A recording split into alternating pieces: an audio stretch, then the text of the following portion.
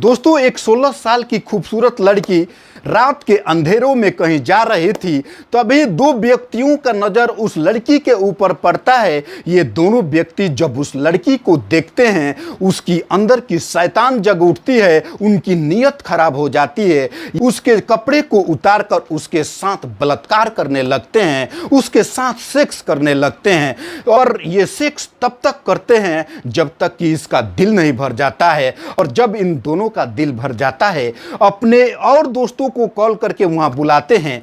वो दोनों दोस्त वहां आते ही उस लड़की के ऊपर जानवर के तरह टूट पड़ते हैं। उस लड़की के जिस्म के एक एक हिस्से को नोचने लगते हैं और वो भी उस लड़की के साथ बलात्कार करने लगते हैं। जब उनका भी दिल भर जाता है, अपना जो सीनियर होता है उसे कॉल करके वहां पर बुलाते हैं। और वो सीनियर जैसे वहां आता है, उस लड़की के ऊपर वो भी टूट पड़ता है, उस लड़की के साथ सेक्स करने लगता है। और वो भी तब तक करता है जब तक कि उसका दिल नहीं भर जाता है। ये पांचों आरोपी उस लड़की के साथ ये पूरी रात हैवानियत करते हैं, पूरी रात उसके साथ सेक्स करते हैं। और जब दिल भर जाता है, वहां से ये लोग फरार हो जाते हैं। दोस्तों, गौर करने वाली बात यह है कि अभी कोलकाता के ट्रेनी डॉक्टर से लेकर रुद्रपुर के नर्स के रेपिस्ट के वजह से पूरे हिंदुस्तान के कोने कोने में आग लग चुकी है। चारों तरफ इनकी फांसी का मांग हो रहा है।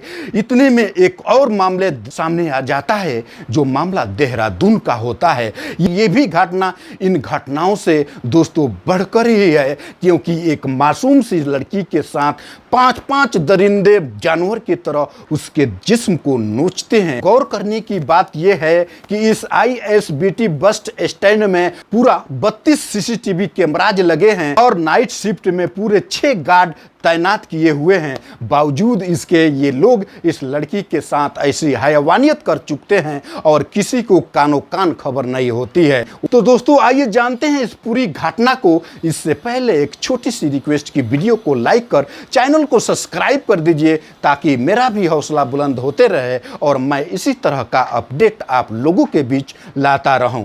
दरअसल 12 अगस्त 2024 के रात एक 16 साल की खूबसूरत लड़की मुरादाबाद से चलकर दिल्ली के रास्ते देहरादून जा रही होती है। वहीं पे रास्ते में एक बस स्टैंड पे खड़ा होकर गाड़ी का इंतजार कर रही होती है। इतने में एक बस वाला आता है, जो बस सरकारी होता है। उस बस में कोई नहीं बैठा होता है, बस पूरी तरह से खाली होता है। उस बस में सिर्फ 2 ही व्यक्ति होते हैं, एक ड्राइवर और दूसरा कंडक्टर। ड्राइवर का नाम धर्मेंद्र सिंह होता है और कंडक्टर का नाम दोस्तों देवेंद्र होता है। ड्राइवर और देवेंद्र दोनों उस लड़की को अपने बस में बैठा लेते हैं। वो लड़की बिना झिझक उस बस में बैठ जाती है, लेकिन उसे पता नहीं होता है कि जिस बस में बैठी है उसी बस में इंसान के रूप में भेड़िए बैठे हुए हैं। उन्हें ये इस बात का एहसास जरा भी नहीं होता है। और वो लोग जैसे इस लड़की को देखते हैं, उसकी नीयत खराब हो जाती है और सीधे इस बस को ISBT बस स्टैंड के पास ले जाकर रोक देते हैं। और बस में ही उस लड़की के जिस्म के एक एक हिस्से से कपड़े उतारकर पूरे नंगा करके उसके साथ बलात्कार किया जाता है। उस लड़की के इज्जत को तारोतार कर देते हैं। और ये लोग उस लड़की के साथ तब तक सेक्स करते हैं जब तक इन दोनों का मन नहीं भर जाता है। जब इन दोनों का मन भर जाता है, अपने 2 नए और दोस्तों को कॉल करके बुलाते हैं। जब वो 2 नए दोस्त वहां पे आते हैं, वो लोग भी उस लड़की को देखते ही भूखे जानवर के तरह टूट पड़ते हैं। उस लड़की के साथ वो लोग भी बलात्कार करने लगते हैं। दोस्तों, इन दोनों का नाम राणा और रवि होता है। इतना ही नहीं दोस्तों, हद तो तब हो जाती है, इन चारों का जो कैशियर होता है, नाम उसका राजेश सोनकर होता है। लड़की को देखते ही भूखे जानवर के तरह उसके साथ रेप करने लगता है। उसके जिस्म को एक एक हिस्से को जानवर की तरह नोचने खरोचने लगता है। दोस्तों, उसके साथ ये पांचों मिलकर रात में कई बार उसके साथ बलात्कार करते हैं। और ये पांचों का जब दिल भर जाता है, उस लड़की को मारा समझकर बस स्टैंड के एक कोने में फेंक कर भाग जाते हैं और वहां पर एक गार्ड टहलते हुए आता है। गार्ड की नजर उस लड़की के ऊपर पड़ जाती है। जैसे ही वो गार्ड लड़की को देखता है, शॉक्ड होकर उस लड़की के पास जाता है। जाकर देखता है कि उस लड़की की सांसें अभी चल रही है। बिना देरी किए वो चाइल्ड हेल्पलाइन पर संपर्क करके इसकी खबर दे देता है और चंद ही घंटों में महिला अधिकारी का एक स्पेशल टीम वहां पर आ जाती है और उस लड़की को उठाकर बाल निकेतन लेकर जाया जाता है।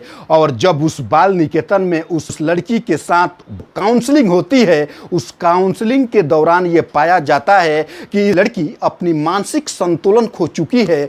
दोस्तों, जैसे तीसरा दिन होता है, तीसरा दिन ये लड़की जो हकीकत बयान करती है, वहां पे जितने आला अधिकारी होते हैं ये सुनकर उनके कानों पर यकीन नहीं होता है कि आखिरकार एक 16 साल के लड़की के साथ 5-5 दरिंदे ऐसी हैवानियत कैसे कर सकते हैं। तो दोस्तों, देखते ही देखते ये मामला इतना उग्र पकड़ लेता है कि चाहे कलकत्ता के ट्रेनी डॉक्टर का मामला हो या फिर रुद्रपुर के नर्स का, उससे भी बढ़कर ये देहरादून के इस 16 साल के लड़की के साथ 5-5 रेपिस्टों का ये घटना है। और देखते ही देखते लोग सड़कों को जाम करने लगते हैं। देहरादून में जगह जगह पे सड़कें जाम होने लगती है, लोग प्रदर्शन करना शुरू कर देते हैं। इतने में देहरादून का जो एसएसपी अजय सिंह होते हैं, इसका संज्ञान लेते हुए उन आरोपियों को आईएसबीटी बस स्टैंड से गिरफ्तार कर लेती है और गिरफ्तार करके इनके ऊपर जो धारा लगता है एफआईआर दर्ज करके इन्हें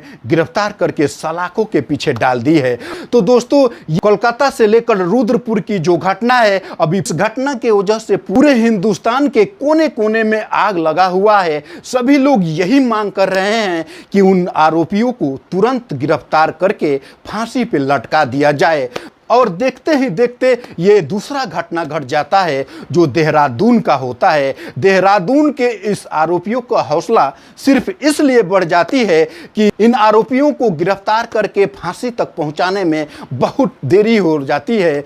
अगर इन दोषियों को तुरंत पकड़कर फांसी पर लटका दिया जाए तो ये मैसेज समाज में फैल जाएगी और इसी मैसेज के वजह से, इस डर के वजह से, इस भय के वजह से कोई आदमी या लड़के किसी महिला या लड़कियों के साथ करने से 100 बार सोचेंगे। दोस्तों, शर्म की बात यह है कि समाज में आज भी लड़कों को जाने के लिए पूरी तरह से छूट है, लेकिन वहीं पे लड़कियां जब अपनी जरूरत के कामों के लिए बाहर निकलती है, पता नहीं कौन भेड़िया किधर से कब किसका शिकार बना ले, इसका अंदाजा किसी को नहीं है।